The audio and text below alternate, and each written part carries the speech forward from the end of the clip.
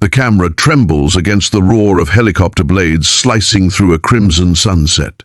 A young woman's terrified eyes stare into the open sky.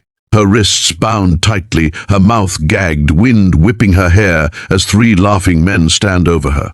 One of them shouts over the roar, "Let's see if she can still talk big now!" A muffled cry escapes her lips just as they push her toward the edge, the world spinning beneath her, the ocean waiting below. But what they didn't know was that the woman they just threw out wasn't just any girl. She was a United States armed officer, trained to survive the impossible, and this time she wasn't going down alone. Before that day in the helicopter, Emily Carter was known as the quiet girl who never fought back. She had moved from Kansas to a private military academy in Arizona, a prestigious school that only the children of officers and diplomats could attend.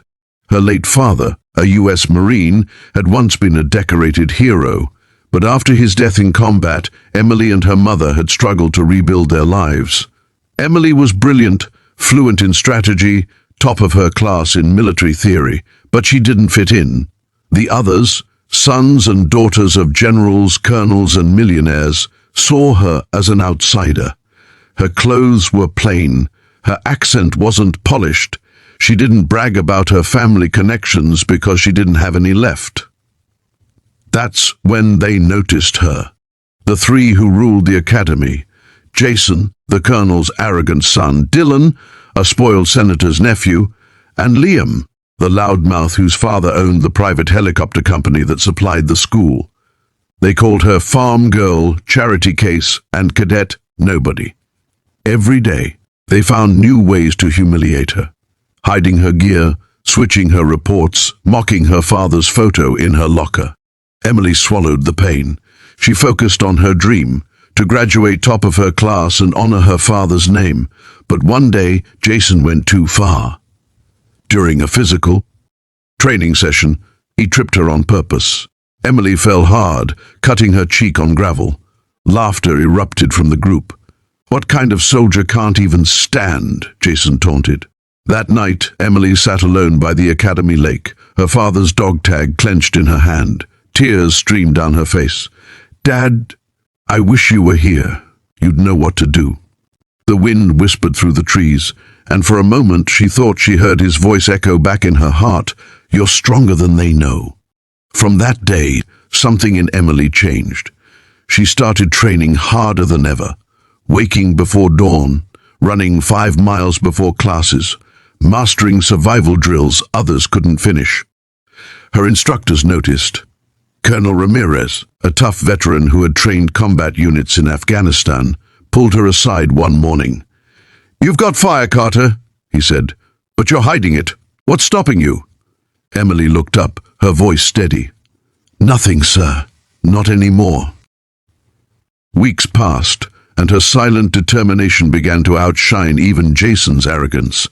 Then came the Academy's annual Field Survival Challenge, a weekend test simulating real combat scenarios in the Arizona desert. Each team had to survive 48 hours with limited food, water, and communication. Jason and his gang volunteered to be on Emily's team, not to cooperate, but to break her spirit once and for all. From the start, they sabotaged her, discarding her compass, hiding her canteen, mocking her when she tried to take the lead. But Emily didn't react. She adapted. She used the stars to navigate. She found water using cactus roots. She led them to shelter during a sandstorm when even Jason panicked. By the second night, something unexpected happened. They got lost, and when a storm rolled in, the helicopter that was supposed to extract them couldn't land. They were stranded, alone, tempers rising. Jason blamed Emily. "This is all your fault, you wannabe soldier." Emily stayed calm. "We can't control the storm, but we can control how we act in it." Her quiet confidence made him furious. In the chaos of anger and fear, Jason's jealousy took over, and when they finally spotted the rescue helicopter hovering low, he made a terrible decision. "Let's teach her a lesson she'll never forget," he said to Dylan and Liam. They tied her wrists with a rope, pretending it was part of a joke. Emily resisted. "Stop it! This isn't funny!" but they pushed her toward the helicopter's open side door, laughing as she struggled. "Come on, farm girl," Dylan sneered. "Think you're tough? Let's see if you can fly." The blades thundered above, whipping sand in all directions. Emily's eyes widened. She realized they were serious. "Jason, please." But Jason's grin didn't fade. "No one will believe you anyway." And with one brutal shove, they threw her out. Her scream was lost in the roar of the storm as she fell into the dark desert night. Emily hit the sand hard, the wind knocked from her lungs. Her body ached, her wrists still bound. For long minutes she lay motionless under the pounding rain. But she was alive, barely. She gritted her teeth and rolled over, her survival instincts kicking in. She used a sharp rock to cut through the rope and crawled toward a dry ravine nearby. Her training echoed in her mind.